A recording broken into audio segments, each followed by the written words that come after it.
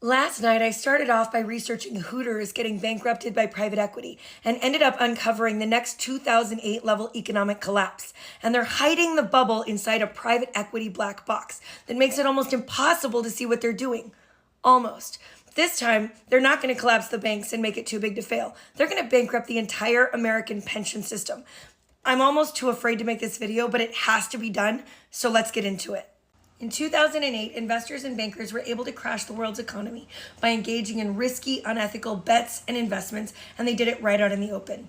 They've learned, and this time they're doing it again. Bigger investments, bigger risks, same playbook, but they're doing it behind the smokescreen of private equity in bigger numbers. They're creating a bigger bubble than before, and it's not somewhere down the road. It's here, and it's about to pop.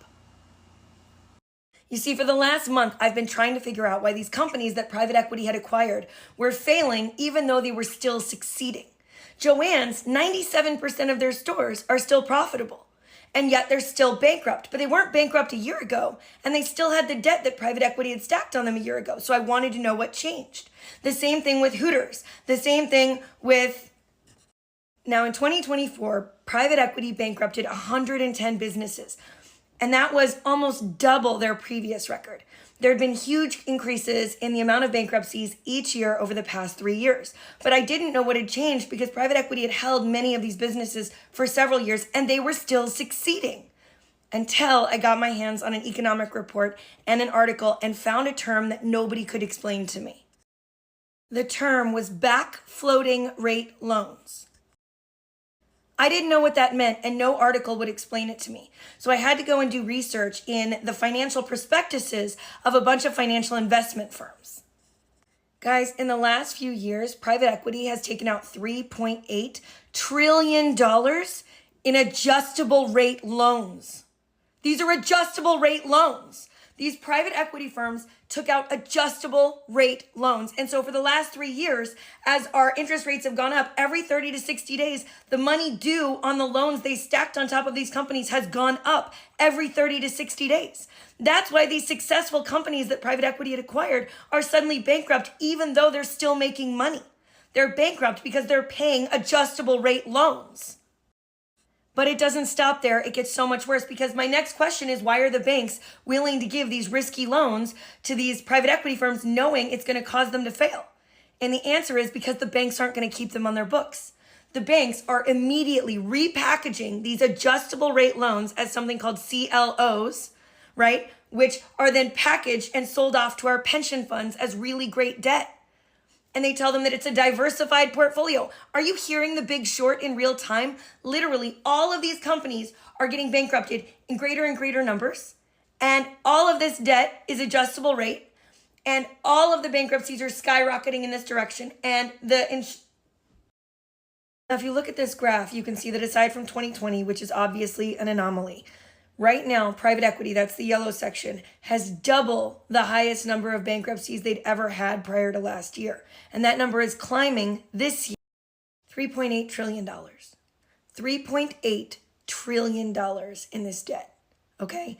I want you to look back to 2008. Do you want to know how many risky adjustable rate mortgages there were? $1.1 trillion. Do you want to know how many subprime but not quite as bad loans there were? $1.3 trillion. That was just in housing.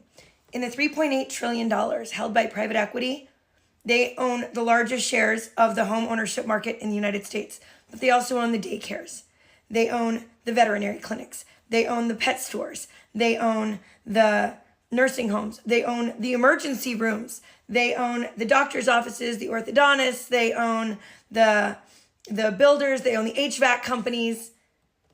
This isn't just housing. It's going to touch every single industry around us.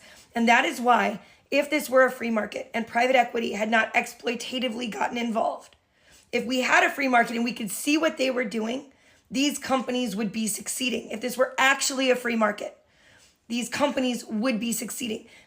Joann's has 97% of their stores profitable. That is an astronomical number. 97% of a retail store is profitable. And they are failing, and they are closing every store, and it is further consolidating an already consolidated environment. And now there are thousands and thousands of employees that will not have jobs. And there are thousands of other businesses that are going through the exact same thing right now. And why? Because they know we will never allow the banks to be bailed out again. We would literally riot in the streets. But we're definitely going to allow them to bail out the pensions because that's our grandparents. That's our parents. That's the working class. They know that this will get bailed out. And because there's no regulatory authority, there are no laws stopping private equity from doing whatever they want, they know they can get away with it. And we can't do anything to stop them.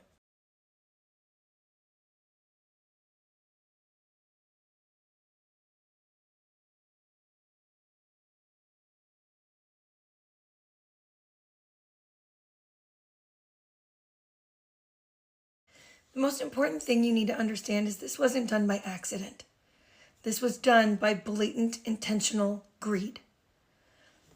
The private equity firms wanted the cheapest debt they could get, and they believed arrogantly that the debt would stay cheap forever. They had 0% interest rate loans for ages. And so they took on these adjustable rate notes thinking what? They could keep refinancing forever out of it. It was arrogant. But it also meant that they got to collect bigger fees because they were taking risky debt that cost less. The bankers were happy to give them because they got higher fees on offering bad debt. They were going to get paid no matter what. At the same time, the private equity firms mandated in their contracts with these companies they acquired that they were advisors and that they were a management company. So they also get paid that way. And then they sold the land out from under these companies and all their assets and made themselves whole before any of this even began. They're already cash positive. The banks knew they wouldn't be held accountable because they were going to bundle it up and pass it off to the pensions. And even the pensions were reckless because they're buying these mechanisms because when you purchase into private equity, when you purchase private equity debt as a pension, you get to put on your books, especially if you have an underfunded pension, the projected gains for 10 years, which means for 10 years, it looks like that pension is more shored up than it is.